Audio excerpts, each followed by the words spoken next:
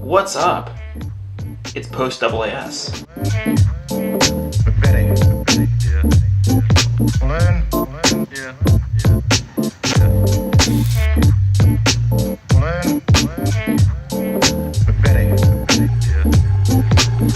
It's a week after AAS. I'm back here at home base decompressing all of the emails. I had such an amazing response about this YouTube project. One of the questions that came up many times was, how did you do this? What software did you use? What did you bring? What did you carry? So I wanted to shoot a short video about how I made it, just a couple words about the setup, and then we'll talk a little bit about where this is going.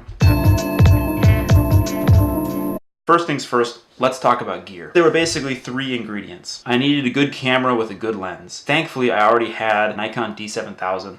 It's not a great vlogging camera, but it takes a nice picture, it takes a decent video. The main lens that I shot almost everything on was this. This is the kit lens. This is the 1855 image stabilized. This lens I bought for travel because it's super light. I bought this lens used for like $80. Right. The other lens I brought with me is a nice 50mm. Let's see. This produces a beautiful picture, sharp and crisp.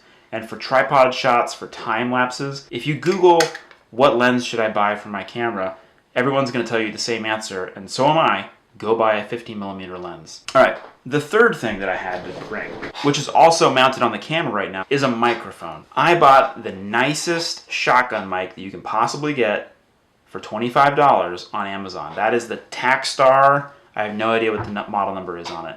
Sound quality on it is really reasonable. My Nikon sound quality internally, not that good. In a crowded room, especially like in the poster hall, you want to be able to hone in on people. Now, there's a couple problems with this microphone. One is you have to remember to turn it on. I got in trouble with this a couple times where I filmed awesome segments with no sound. I felt bad about this segment with Locke, who's a really great enthusiastic student. So I made sure to go back and get like 2 other segments with him. So you gotta turn your microphone on. There's a lot of different price points. There's a lot out there. This is what I bought because I didn't want to spend a lot of money. So probably the biggest expense of this setup was getting a proper tripod. The thing you gotta get, and they're a little expensive, is a GorillaPod.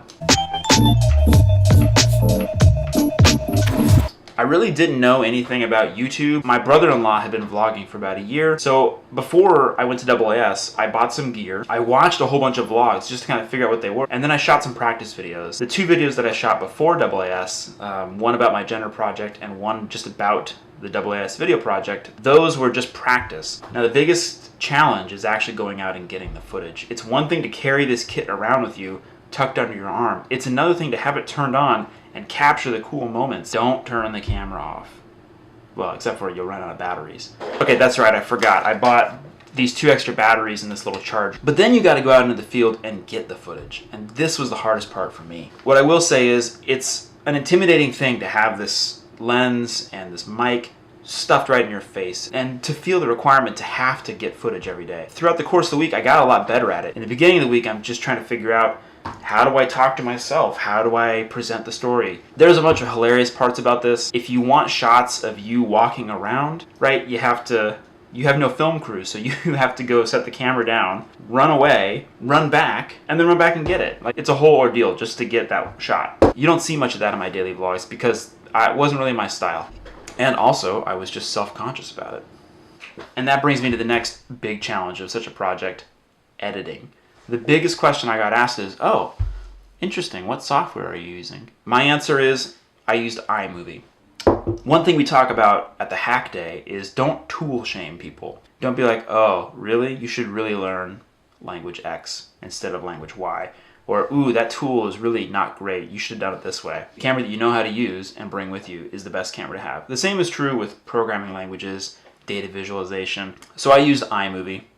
It's free, it came with my Mac, and you know what? I think it did a pretty good job. Now the other challenge is, I'm a much better scientist than I am a video editor, or I would like to believe I'm a better scientist since that's what pays the bills. And so the reality is, I was up until 2 a.m. every night editing these videos. By the time I did that self-care episode, I was wiped out. It was not a joke that I needed to take a break that morning. I was completely wiped out.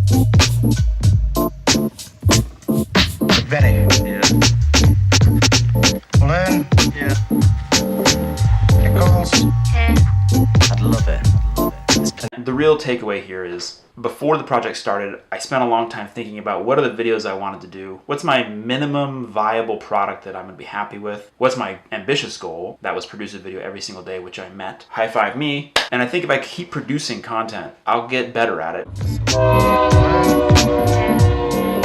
Finally, where is this all going? The daily life of an astronomer is not incredibly visually exciting, but I do think there are some cool stories that I want to tell. Also, as an astronomer, I get to go to cool places and see cool things. Some days my job is incredibly visually entertaining. So hopefully I can continue this as a nice hobby, as a nice sort of outreach project, and hopefully you all will keep being entertained by it. So that's it. That's my how-to vlog video, at least for now. It's back to my daily grind as a scientist. Let's get back to it. Learn.